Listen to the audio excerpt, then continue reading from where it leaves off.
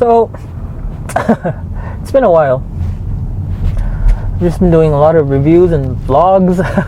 Thought I would resume this. It is, what month is it right now? It is February. I don't think I've done one since January. And I am now in this car. It's a Chinese EV again. No surprise. Called the AION V. Produced by GAC, Guangzhou Automobile Corporation. It's basically a conglomerate of Guangzhou automobile companies. And damn, I am like so bloody impressed at the moment. I always feel like I get into cars with low expectations, and then it just keeps on getting better after that. Like, I don't know, does that make too much of it? I'll keep it on. Like, I get into these cars not expecting too much, honestly, because I really don't know what to expect in these cars these days. Like, there's so much of tech, there's so much of facilities, there's so many features these days in cars, and I feel like the sky is the limit at the moment. You know what I mean? And this car is just a true prime example at the moment. Like, what on earth, man?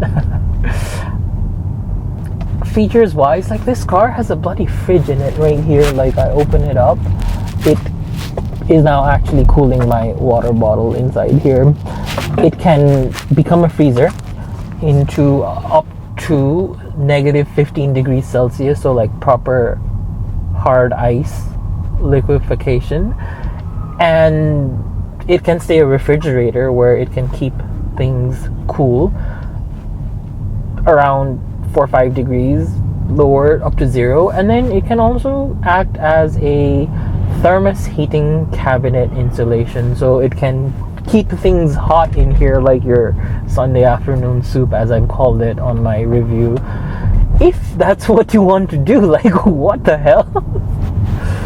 It can go up to 50 degrees, and you can actually keep this thing on even if your car is off, and it'll stay on until like 10% battery remains, and then it's going to turn off by itself. What?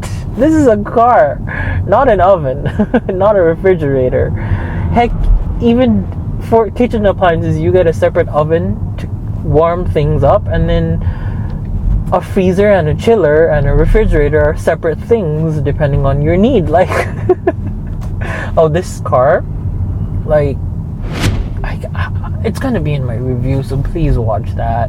Just search up Casually Annoyed Driver AION V review. I'm sure I posted months ago, but it's got a bloody massager on the front seats. Like, what?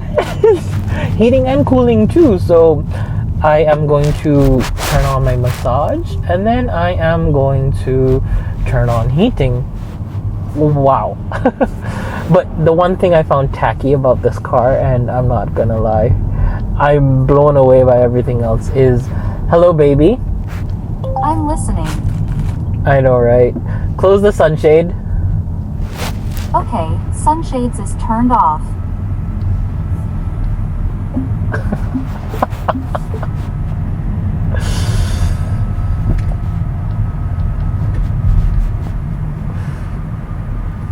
You seem to be silent. How can I help you?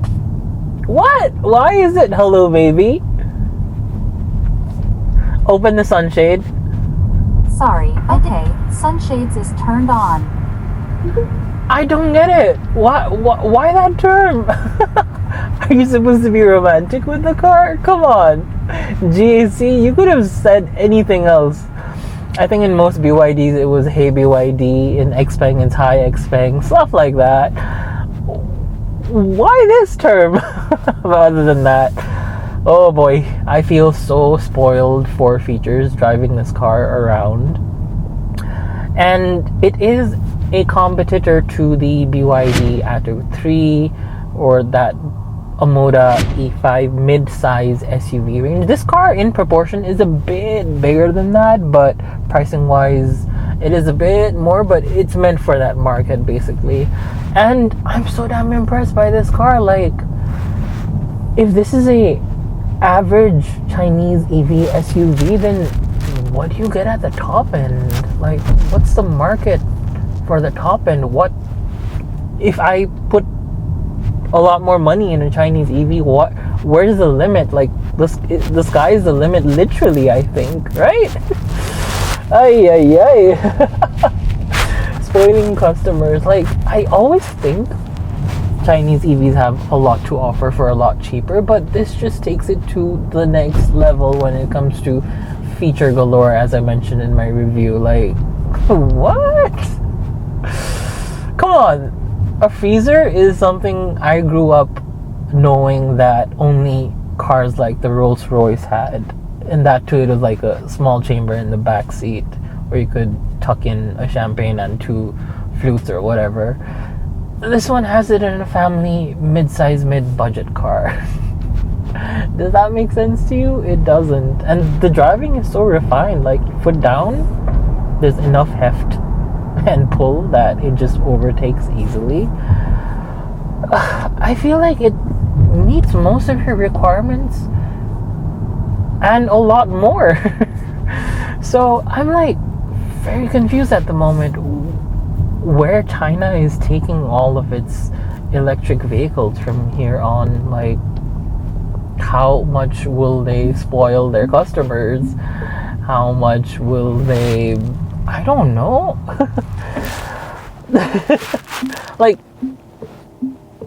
all I mean to say, and I know I'm repeating a lot of things at the moment here, but it's basically, I don't know what the top end of like expectations for me is to be, and in terms of features and facilities a car can provide. And the other part is, if this is what China's automobile industry is producing, where does that put the rest of the industries? The German industry, the British industry, the American industry? I don't think other automobile industries have as much of a absolute advantage as China would, because I will be honest, the vertical and horizontal integration in China in such industries is next level. And what I mean by that is, you have entire cities in China producing furniture, a bed set, entire cities producing toys, entire cities producing car parts, entire cities producing bloody you name it.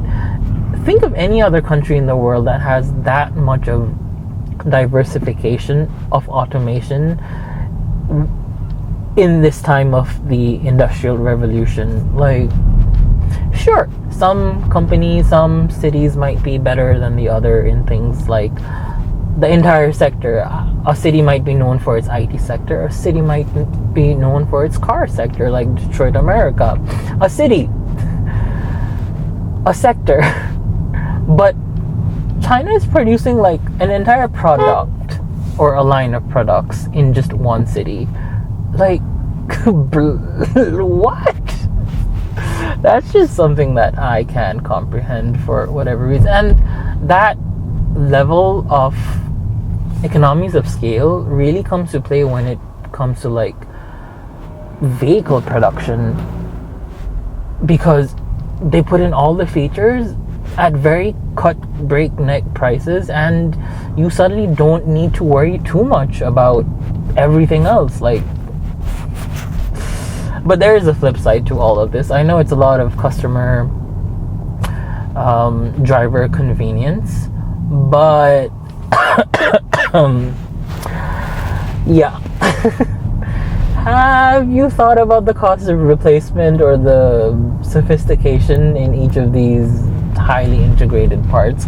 Like, my headlight in front, LED, great at night, has a feature called like auto dimming and like auto headlight high beam adjustment. So whenever it detects something, it just dips to a lower beam and then keeps it back up if there isn't anything, which is great. Less input from me, but that's a lot of software integration into this one headlight unit. How much is that going to cost me when I actually need to repair it? it's not going to be cheap. It's also not going to be fixed by your neighborhood mechanic at all. It's probably going to be need a proper technician that's been certified, and the replacement cost is probably going to be a wallet full. All that glitters is not gold.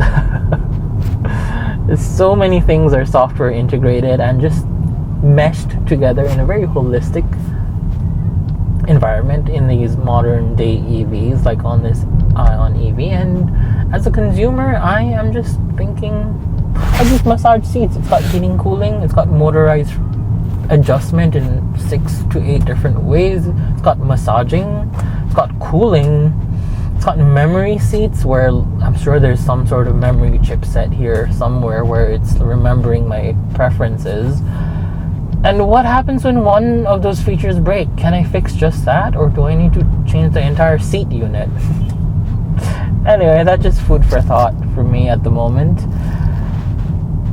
Let me know what you thought about this random spiel, but let me also know what you thought about this car's review that I'll probably have either down in the description, or you search for it and let me know. Give me a comment. Like, I would really love to hear what you thought about it.